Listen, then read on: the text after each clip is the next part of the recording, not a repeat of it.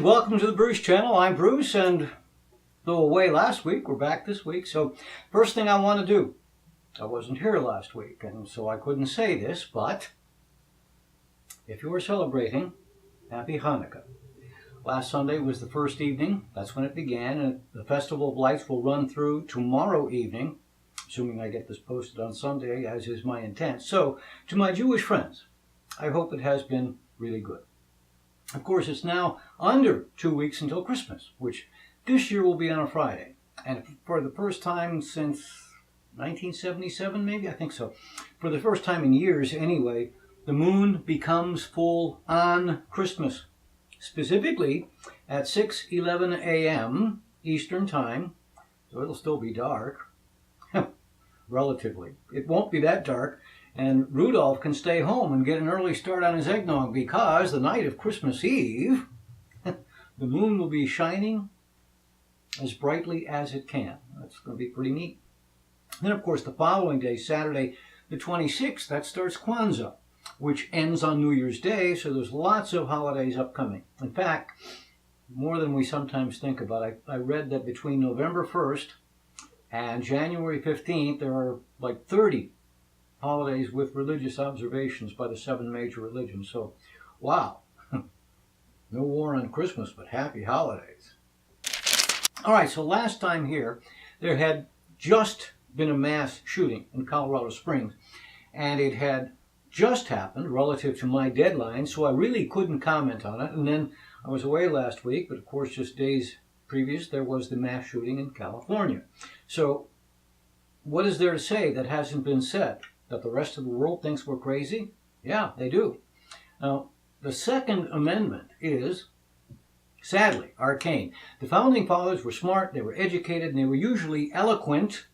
But in the case of the Second Amendment, they unfortunately wrote in language that is ambiguous.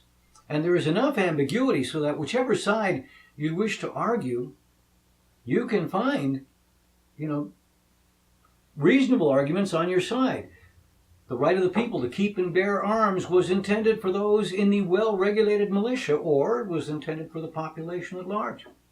Were this a debate topic, both sides can make good arguments. But here's the thing. Even if everyone agreed that they intended the right to bear arms to the population at large, that doesn't mean there's nothing more to be said. Opponents of any kind of change often say things like the Constitution says what it says, it's clear, and it is not a living document. But consider, if the Founding Fathers' original words were the last words on any subject, then women wouldn't be able to vote today. Just for the record, extremely right-wing nutso Ann Coulter still believes that women shouldn't vote. And she's a woman. Go figure. Anyway, my larger point is the founders knew the Constitution was to be a living document. How do I know this? Isn't it obvious? They provided procedures to change it. They provided for amendments. But it's really dispiriting. We can't even get our leaders to have a conversation. The NRA holds Congress hostage. Now, better background checks and maybe closing gun show loopholes. These are not extreme positions, and in fact, most NRA members agree. But NRA leadership holds Congress hostage, and they will not have serious conversations. Now, would putting these things in place keep us all safe? No. Some mentally ill individuals will still get guns, and some of those with hate in their heart, whether the hate is directed at school children or secretaries in a women's health clinic or those of different religious beliefs or different political beliefs, some of them would still get guns, but some wouldn't. Some of those who shouldn't have guns would be denied access to guns because they have a mental illness, or they are on a watch list, or because gun show dealers just can't immediately sell to anyone. So some fewer number of those who shouldn't have guns would not succeed in getting them. And so some fewer number of us would become victims. All right. Now, the most recent shooting, of course, where the husband and wife were Muslim, And that's caused the presidential candidates to just...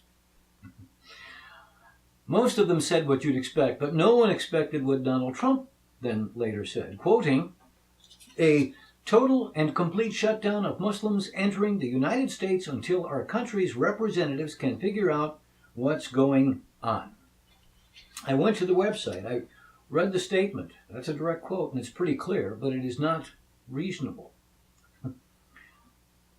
Does the ambassador from Saudi Arabia not get back in if he was visiting his family? American citizens who are Muslim and on a vacation can't come back in? How about the irony of this? American soldiers who have been deployed overseas and now are getting to come home, but they're Muslim. They couldn't come back? This is pretty far out. How far out is it? It's very far out. Jeb Bush said that the Donald had become unhinged, and pretty much all the Republican candidates, except Ted Cruz, condemned the statement. Ted Cruz has his own agenda. He has been positioning himself under the supposition that Trump will ultimately collapse, and he wants to be the political heir. Meanwhile, Fox News. This is Fox News, remember. The conservative Fox News pundit Bill O'Reilly criticized the policy. Former Vice President Dick Cheney, who probably up until the advent of Donald Trump's candidacy had been the least favorite Republican among liberals, and he blasted Donald Trump, saying that's not who we are. Across the pond, in the UK, Parliament has to take up an issue if a petition has 100,000 signatures. Well, there's a petition with over 200,000 which would ban Donald Trump from entering the UK. He was to have a meeting with Israeli Prime Minister Benjamin Netanyahu. Well, that's off. Robert Gordon University in Aberdeen, Scotland, had awarded Donald Trump an honorary degree in business administration in 2010. They revoked it. They said, quoting, "The wholly incompatible with the ethos and values of the university," end of quote. And it seems his poll numbers have nevertheless climbed. Now, lest you think everyone in public life is condemning Donald Trump, it's not unanimous. Former KKK leader David Duke is supportive. And William Daniel Johnson, this week, in response to the statement, called him the real deal. Who, you ask, is William Daniel Johnson? He's chairman of the American Freedom Party. In 1985, under the nom de plume James O. Pace, he wrote a book called Amendment to the Constitution. It advocates the Pace Amendment. The Pace Amendment states, you won't believe this is an awfully long sentence, I need a big breath.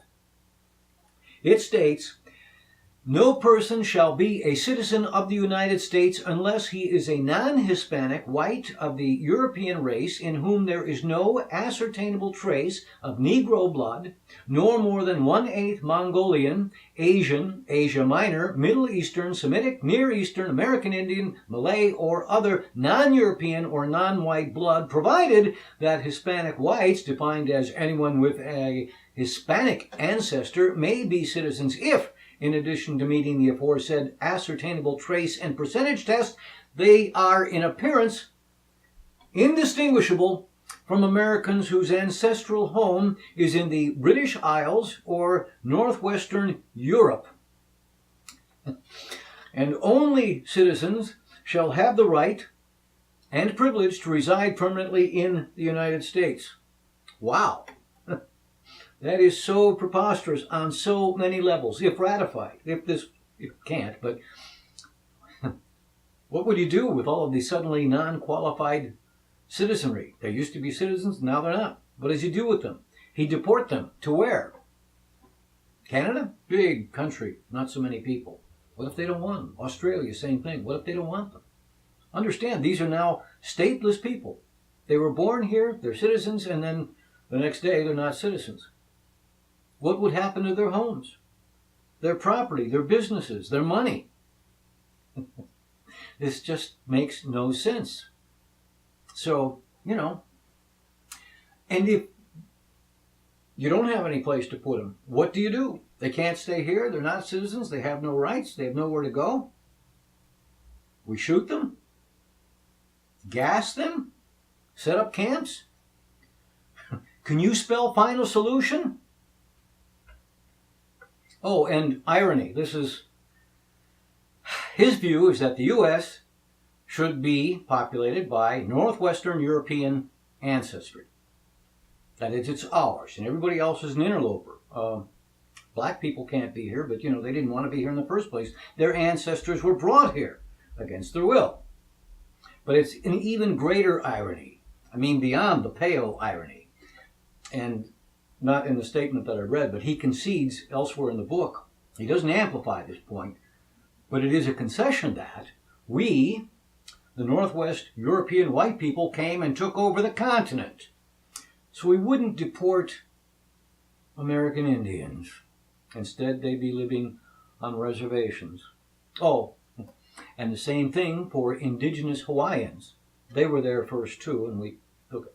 William Daniel Gordon sounds awfully like the Nazis, but he likes Donald Trump. Anyway, with all that going on, Trump still leads. Now, apparently, this has been leaked. There's some panic. This is rumored. It's not established, but several people have said this is what went down.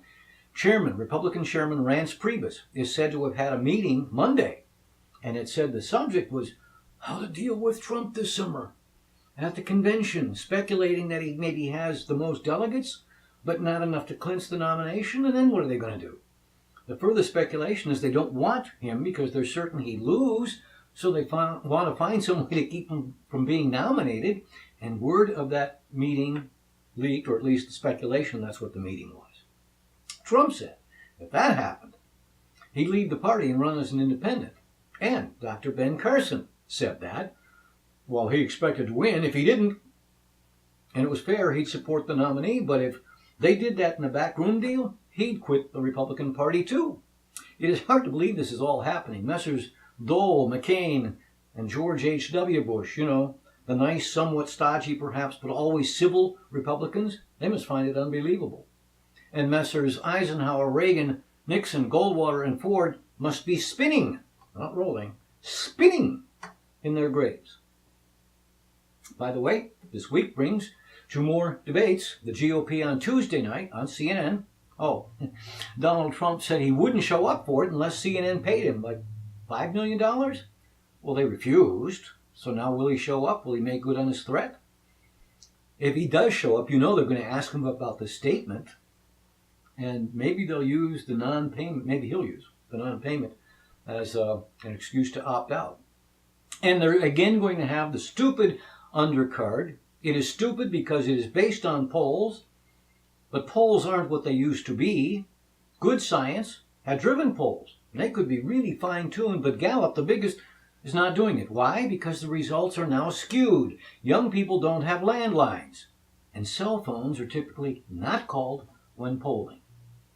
I've made this point before, too. The Dems will be having their debate on ABC Saturday night, the last Saturday before Christmas. It's also the start of the college football bowl games. They got 40, 50 this year, more than ever before. But those begin Saturday afternoon and continue on into the night. Democratic Chairwoman Debbie Wasserman Schultz wants Hillary Clinton to win. It's apparent. Now, maybe Hillary should win the nomination, and maybe she shouldn't win, but Dr. Carson's point is valid regardless of party. The game shouldn't be rigged. And ensuring that the fewest viewers see the debate rigs it in favor of the best known. And clearly, that's Hillary. Hey, let me tell you about my book, Shrink. For most of my adult life, I weighed a little over 100 pounds. Not much more than in this picture, taken when I was about 17 and considering becoming a jockey. But as is often true, once I crossed into my 40s, extra weight came, and it stayed. For years, I tried to lose, instead gained, and ended up 153 pounds. And I'm embarrassed to show you this video. Then I learned that it isn't about calories and exercise, but instead it's about what you eat. You might say, sure, ice cream makes you fat. But there were surprises, things like orange juice not being such a wise choice if you're trying to lose weight. So I just made some basic changes to what I ate, not how much, and the weight just fell off. Now, nearly 3 years later, it is still off. And don't misunderstand, I'm eating foods I like, not bamboo shoots. Friends ask me how I did it so often, I put it in a book. It's available as an ebook for all platforms, and the print edition is available at barnesandnoble.com and amazon.com. Hey, you can shrink too. All right, remember you can write to us at the Bruce Channel at yahoo.com and see all of our previous shows at our Facebook page, The Bruce Channel. Yeah, that's the way you would read it. Okay, so not recently, but sort of recently, at least compared to long-time comic strips I've enjoyed, like Doonesbury, which decades, and I still miss Calvin and Hobbes, but Pearls Before Swine has kind of a cool story, and for me, recently discovered. The strip's creator is Stephen Pastis. He went to Berkeley and then law school at UCLA, and he practices law, or he practiced. He represented insurance companies, and he hated it. Much of his life, though, as a hobby, he'd drawn simple cartoons, but he decided to take a crack at becoming a syndicated cartoonist. He created several. He sent them out to the syndications. None of them got picked up. He modified the strip and he worked on it again, and for advice, almost on a lark, he went to a cafe where kind of everybody knew Charles Schulz, the creator of Peanuts, had coffee every day. So he just walked up and scared Schulz, I guess, initially, but they talked for about an hour. So ultimately, Pearls Before Swine became syndicated and first ran on December 31st, New Year's Eve Day, in 2001. Now, sometimes they're irreverent, sometimes they're ironic, but here are two examples where he uses my favorite device. He puts himself into the strip, and he has his characters mocking himself. Now, in both of these, he gives them appalling puns to speak, and then because they're so appalling, they call him on it. In this first one, the calling out is simple, I hate you. But in the second, gotta love it. Pearls Before Swine. Okay, I mentioned the bowl game starting up on Saturday. Ohio University goes up against Appalachian State, and being from Ohio and living in North Carolina, I've got friends who went to both schools.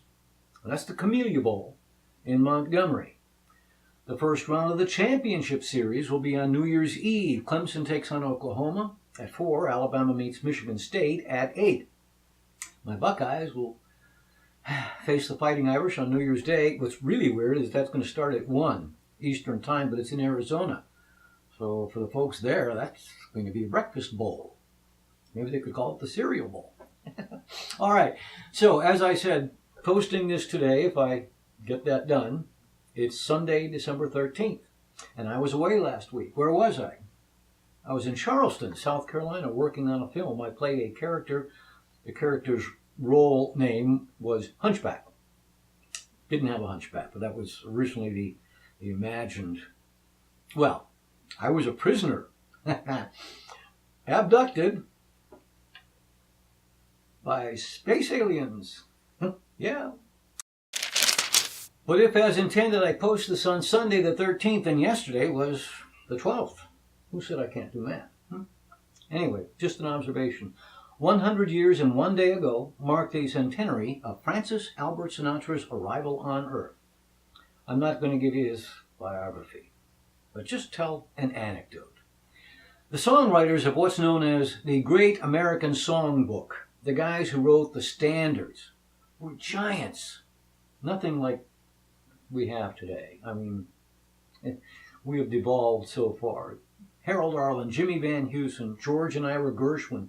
These guys wrote with chord progressions. They were complex. They were sophisticated, and the lyrics actually took some thought.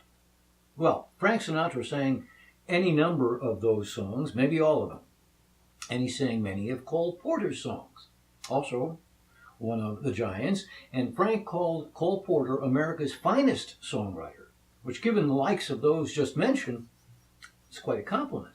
Now, any musical performer takes some liberties, does some personalization. That's true of classical as well as pop, and if it weren't, there'd be no reason to ever see anyone perform. But when Cole Porter learned of what Frank said, he asked, well, if that's what he thinks, why the hell doesn't he sing them the way I wrote them? Which I think is cute. Anyway, I would like to express my appreciation for Frank Sinatra. Because of him, and yes, his friendships with Dean Martin and Sammy Davis and all the rest, because of him and them, I've earned a few dollars from time to time. I do a show called Dinner with the Rat Pack and More. The more simply means that I include some songs made famous by others, like Tony Bennett, who was not a member of the Rat Pack, but was friends with Sinatra and also did many songs from the Great American Songbook. So I thought it might be fun to show you a clip.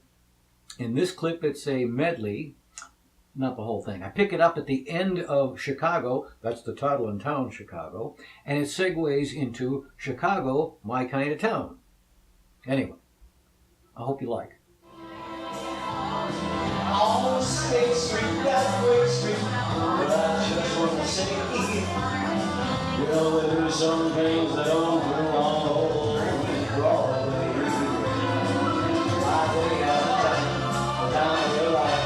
I saw many days with white in Chicago, Chicago, my hometown.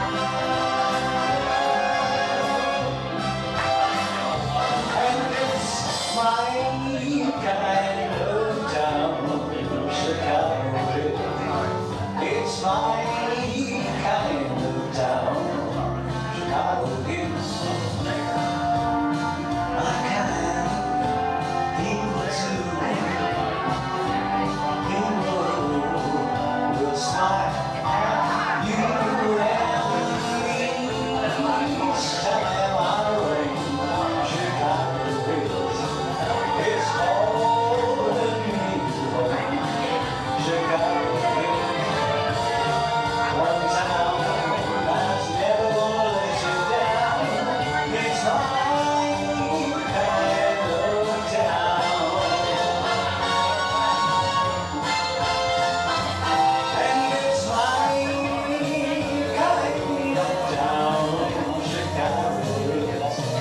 It's my kind of town, Chicago is. It's got that magic town, and it has all that jazz and it's got my Chicago is. Yeah, it's done my sweet Chicago has. It's got the really good around. Got a railroad airport, one they call Atlanta. They've got the puppies, they've got the bears. It's my kind of town.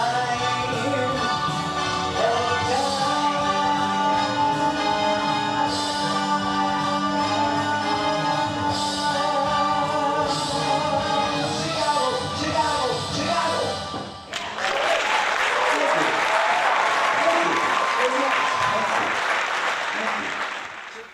Okay, that's going to do it for this week. Thanks for watching. And don't forget the debates are this week and iterating. Happy Hanukkah. I hope the upcoming week is the best you've ever had.